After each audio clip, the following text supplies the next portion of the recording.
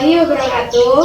Waalaikumsalam warahmatullahi wabarakatuh. Terima kasih sudah meluangkan waktunya.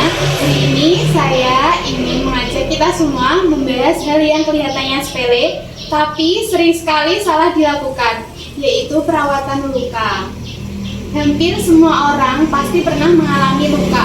Luka kecil seperti lecet, tergores, keiris, sampai luka karena jatuh atau terkena benda panas.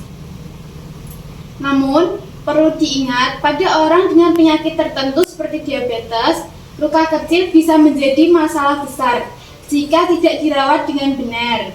Karena itu, hari ini kita akan membahas perawatan luka secara umum dan lebih khusus lagi pada penderita diabetes mellitus.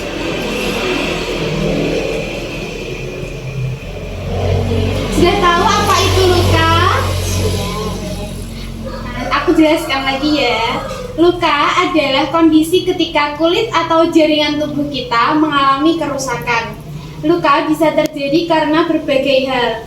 Misalnya, jatuh saat beraktivitas, terkena benda tajam seperti pisau atau kaca, tertusuk paku atau duri, luka bakar ringan, dan gigitan hewan.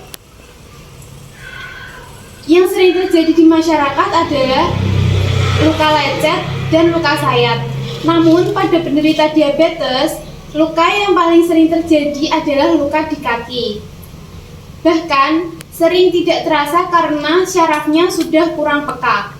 Padahal meskipun kecil, luka tetap menjadi jalan masuk kuman ke dalam tubuh. Kenapa luka harus dirawat dengan benar?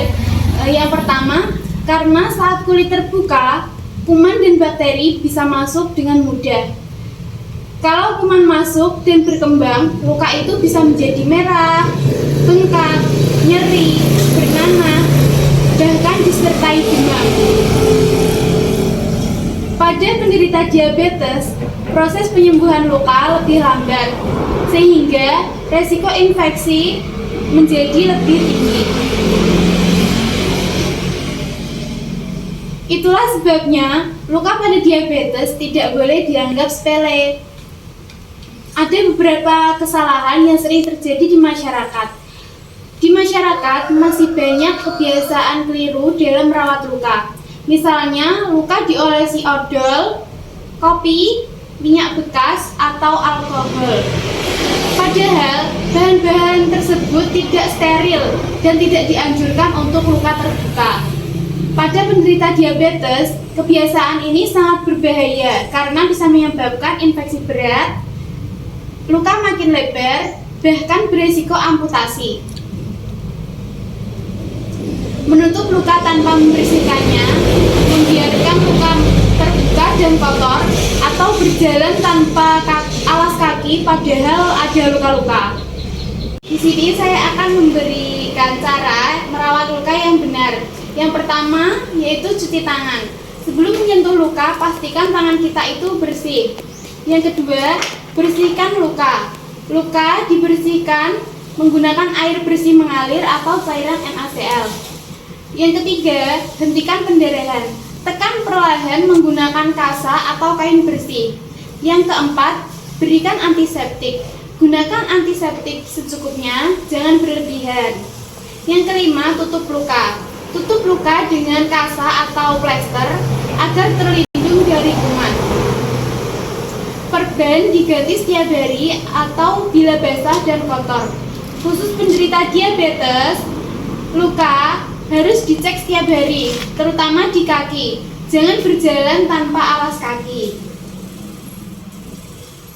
Dan jangan memotong kapalan sendiri ya.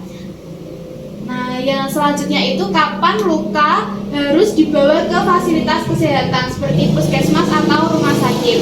Yang pertama, jika lukanya terlalu dalam atau lebar. Yang kedua, pendarahannya tidak berhenti. Yang ketiga, lukanya bernanah atau berbau. Yang keempat, luka akibat gigitan hewan. Yang kelima, luka tidak membaik setelah 2-3 hari.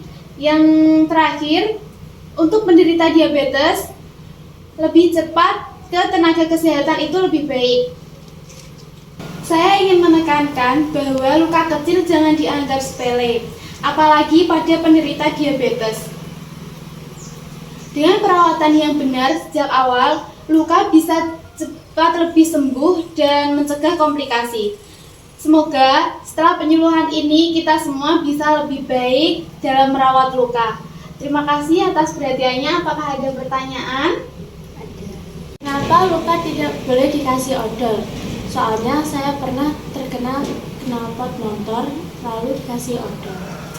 Ya, karena odol dan kopi itu bukan obat luka. Bahan-bahan itu bisa bikin iritasi dan justru memperbesar risiko infeksi. Yang paling aman tetap dicuci pakai air bersih, air yang mengalir itu, terus dikasih antiseptik. Terima kasih sudah hadir pada penyuluhannya saya buat hari ini ya. Terima kasih. Saya akhiri. Wassalamualaikum